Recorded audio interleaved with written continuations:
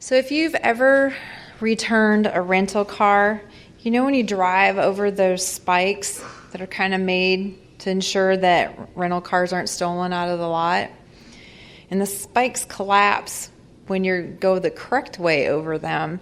But if you were to back up, then they will stay upright and cause, as the sign reads, severe tire damage. And I think this morning to read Galatians is to witness Paul trying to spare people from the damage caused by backing up. He's writing this letter to the early church in Galatia because, in essence, they're kind of easing their car into reverse. And he's waving his arms and shouting, "Don't go backwards. Don't go backwards. Keep moving forward." And I think one of the main reasons that we can begin going backwards is that we tend to stay stuck in our heads. We can try to think our way into recovery and try to think our way into a spiritual life. And while this may appear to work at first, if it stays in the head and it doesn't drop into the heart, then we find ourselves backing up.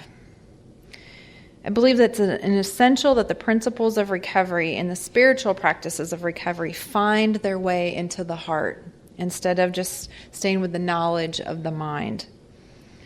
And we live in a culture that often overvalues progress, development, and personal achievement in such a way that the spiritual life quite easily can become performance-oriented. And I think we can say the same thing about recovery. If it stays about completing tasks or getting step work done versus integrating those principles into our daily life, it just doesn't grow. And if we find ourselves asking the questions, on what level am I now, or how do I move to the next one, or when will I reach this complete connection with God, or when will I experience illumination or enlightenment, we probably find ourselves more performance-oriented. One of my favorite writers, Henry Nouwen, in his book on spiritual formation, writes that many have systematized their spiritual and religious experiences into different phases, levels, or stages. He says that these distinctions may be helpful for those who write books, but it is of great importance that we leave the world of measurements behind when we speak about the life of the Spirit. He shares that spiritual formation is not about steps or stages on the way to perfection, but it's about the movements from the mind to the heart through prayer in its many forms that reunites us with God. It reunites us with each other and with that sense of our truest selves. And I have had countless conversations with people who have relapsed. And when they've come back into treatment, in the majority of those conversations, people have shared that things started to backslide when they stopped making time for prayer and meditation, when they stopped making that conscious contact with God, or that they really didn't think that they needed that spiritual side of the program. The result is that they started going backwards, and damage came along with that. Well, in Paul's letter to the Galatians, he emphasizes that he is not seeking man's approval or trying to people please, because to do so, he would not be able to serve God. And I think that one can be hard for many of us, because I would guess that several of us in here, if not most of us, know what it means to try to people please and know what it means to try to gain acceptance from those people around us. Well, there's a post from a woman who's in the program that wrote about people-pleasing in a recovery blog. And she writes that we might all have a different view of this, but for her, even before recovery or even before she started drinking, she learned that people-pleasing was the way to get around in the world. So that as I grew up, I mastered that skill. But the problem with people-pleasing for me was, and certainly is, today, is that it was a way of shortchanging myself. Like smiling when you feel like frowning, or you're in a disagreement with what is going on. Agreeing to things even when you feel deep in your gut that you should say no.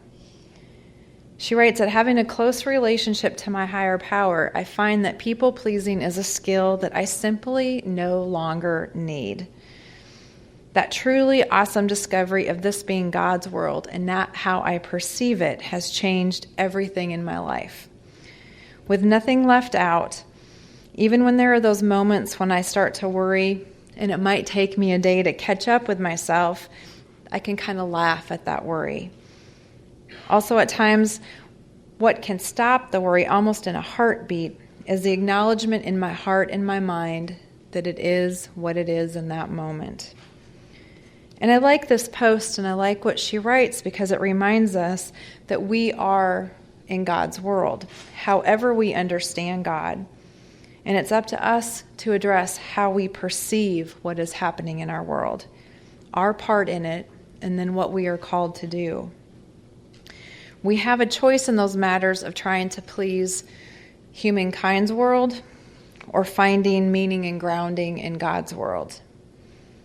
And I think one of those fundamental ways that we can find that grounding is through our practice of prayer and meditation.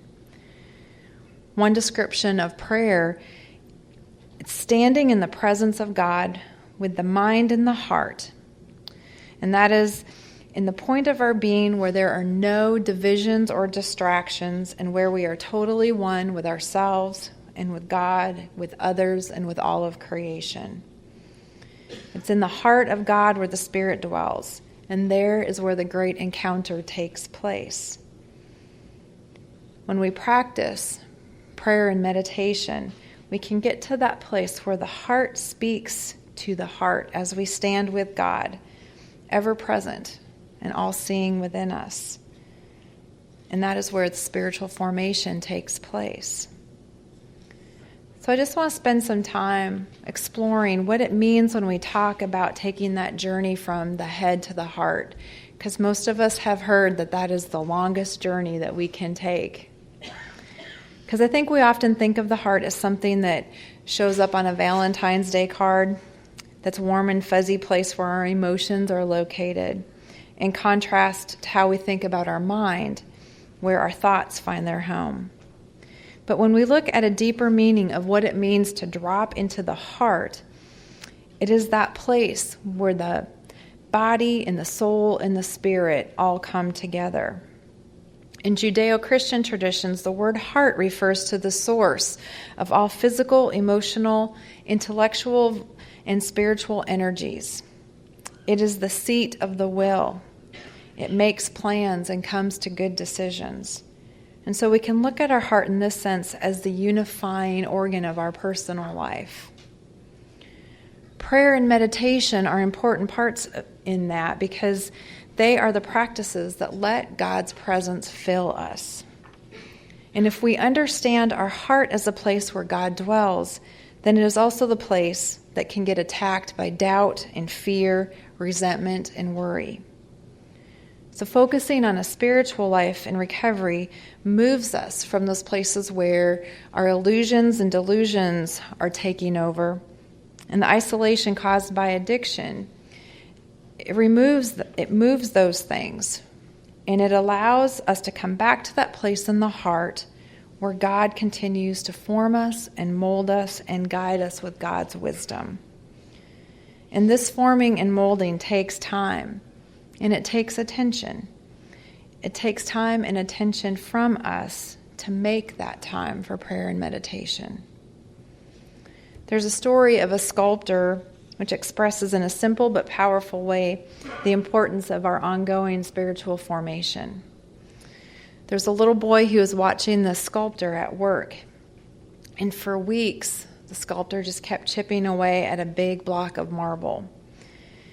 And after a few weeks, he had created a beautiful marble lion.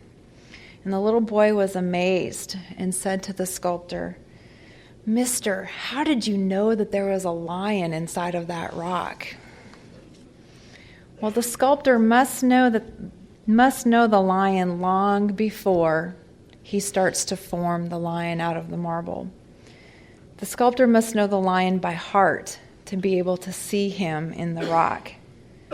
And the secret of the sculptor is that he knows by heart what he can recognize in the marble. I have a neighbor who is a sculptor, and her medium is in metal, and she takes a lot of repurposed metal to form into artwork. And one of the last times I was over at her house, she was staring at this square sheet of metal, and she saw the piece of that metal. She saw art in it. She saw what her next creation was going to be, and what I could see is that a sheet of metal. But she had the eye and the heart to be able to see what was going to be created from that. So the sculptor certainly has to know the trade, because without the skills and techniques, the marble or the metal will not reveal the knowledge of the heart. But skills and techniques won't suffice unless the heart is formed by the right knowledge. So the great question is, what do you know by your heart? The story of the boy and the sculptor helps us to see spiritual formation as formation of the heart. What is the value of training and knowledge in the 12 steps when the heart remains separate? And what is the value of intense but fleeting spiritual experiences or connections when there is not a well-formed heart to guide the well-informed life? So we can have the head knowledge and we can have a singular experience, but it becomes more rich when it becomes a part of our daily life and we nurture those practices of the heart. And those singular experiences become our daily experiences. Henry Nouwen also writes that whether the knowledge of the mind leads to God or to despair depends on the heart.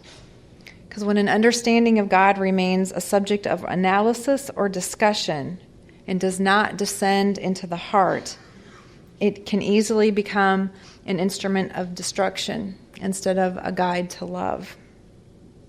And I believe that we can say that same thing about the knowledge of the 12-step program.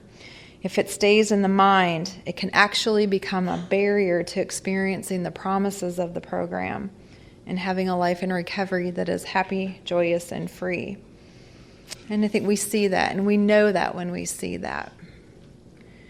So spiritual formation calls for the ongoing discipline of descending from the mind into the heart, so real knowledge and wisdom can be found. And although this journey takes place in community and then it leads to service, it also has that balance of requiring an inward journey to the heart. And this journey begins with the task of looking within, reflecting on what is happening in our daily life, and then seeking God and God's will for our lives.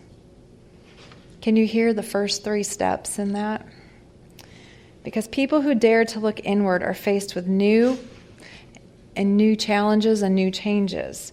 They experience a relationship with God who is very present in their lives, a God who dwells within them and asks for attention. An important part of this journey is to have a guide with you, which is why we talk about having a sponsor and how important that relationship is. Someone who can help us understand the inward journey and help us to articulate the inward journey so in time we can share it with others. And that inward journey leads to the outward journey, which is community, which is this fellowship. Spiritual formation is formation in community. Our personal prayer life and meditation practices cannot be fully understood if they are completely separate from community. And recovery cannot be obtained if it is separated from community, because at the core we need each other and we need to share.